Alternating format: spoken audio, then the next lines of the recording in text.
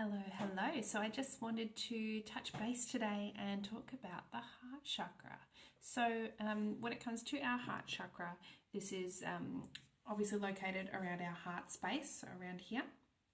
And when this is blocked or has an excessive energy, so either too much energy in that space or blocked, it can cause some issues in our everyday life that we need to work on. So some causes for heart chakra, to be unbalanced and hurt is usually some things like trauma, abandonment, grief, loss, divorce, sexual assault, rape. Those sorts of things can really, obviously they're going to trigger some of the other chakras as well, but also anything to do with someone having an affair, or adultery, those sorts of things, they're all going to affect our heart chakra. Even just a heartbreak. A heartbreak is really going to leave, it's basically an energy leak in that section. So what can happen from this is you can be left, if your heart chakra is blocked, if there is a blocked energy there and you're not getting that energy stream able to move through your body, what's going to happen is you're going to be left feeling numb and a little bit emotionless and unfeeling, and cold, those sorts of feelings. And then if you've got too much energy there, you can come across as really clingy and not having any boundaries and really codependent, and get into some really negative cycles here in terms of relationships. So really good to be aware of your heart chakra and if it's affecting you up or down. And then ways to heal it as well. So of course there's always ways to heal every part of our body. And one way that I like to work with is with some crystals that are green. So your heart chakra is related to green crystals, and green in terms of colour. So even if you wear more green or surround yourself with more green or go out into nature more, these things are going to really help.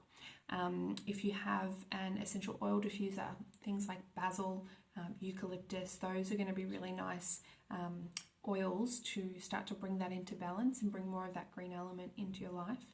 And then in terms of crystals, these are two of my favorites. So we've got emerald and we've got ruby fuchsite. So ruby fuchsite brings in some pink elements as well. So you can also use some pink stones for the heart chakra. So that's a really great one, using both of those energies. And it's quite a gentle, solid crystal. Like, I just find it's a really dependable one. And then we have emerald, which can be, it's given a bit of a bad rap. It's known as the unlucky crystal and has been known as a cursed crystal throughout history and in fiction and things like that. It's actually the necklace that Draco curses to try and give to Dumbledore is an emerald necklace. So it has a history of being cursed, but I actually think this works best with people who have been a little bit unlucky in love and feel unlucky themselves. It's almost like the two work really well together. It just knows one another as you've been misunderstood just like me, and it's a really good crystal to work with if that resonates with you. Another one is, of course, rose quartz.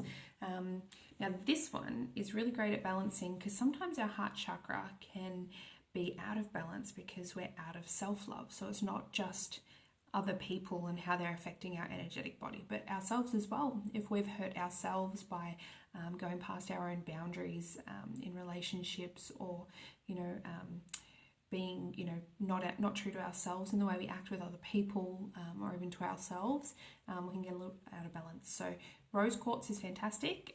I like to have this one in my bathroom, or have a bath with it, even pop it in your shower. Just having it nearby, especially in those moments of vulnerability, like when we're getting changed, those are really good times to have it with us.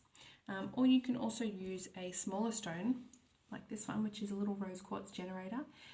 These ones are really good for other things, like if you're wanting to, like I want to do some love readings, so I might put this on my deck of cards, and that will basically infuse the deck with that sort of love vibe and bring a really good energy to it as well. Now, generators are basically just talking about the style of crystal. It's multifaceted, and then it's got the point at the end as well. Really good for targeting specific types of self-love healing or love healing, like a really strong intention. But if you want a more overall vibe, then a raw or tumbled stone might be better. The tumbled stone is going to give you a more even energy. So if you just want a soft, gentle, like a persistence, but this is probably going to give you the most strength. It feels really strong, these ones. And of course, if you don't have access to a crystal that you want to use, so something like, I've got some dioptase over here on my light. It's really small. It's actually a really difficult crystal to find, at least in Australia, and especially in bigger pieces. It's quite expensive. This is dioptase. It's absolutely beautiful. It's one of my favorite crystals. But as I said, hard to find. You only really need a small bit when you do utilize it. But just say you want to use this, you're really attracted to this, and you want the vibes that it's giving out. All you need to do is get a clear quartz and charge it with the same qualities that a dioptase or something else is going to bring. Clear quartz is your stand-in for any crystal work. So if you don't have the crystal, use a clear quartz. Just like rosemary is a stand-in for any herb that you're using in terms of spells or herbal healing even. Rosemary is your sort of good all-rounder, just like clear quartz. So hopefully that helps you a little bit in terms of your heart chakra and why it can be out of balance and how it can affect you and what you can do about it. One of the simplest ways to use crystals in healing is to lie down with it over your heart chakra energy center and just 20 minutes, 30 minutes, and just lie with it there.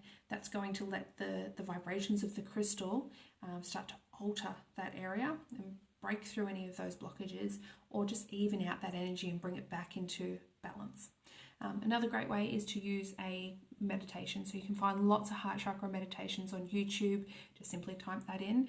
They'll be at the right frequency for that chakra.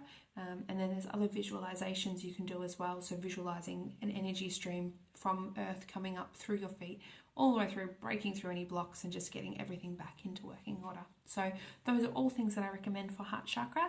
If you have any questions, drop them in the comments and I'll chat to you later.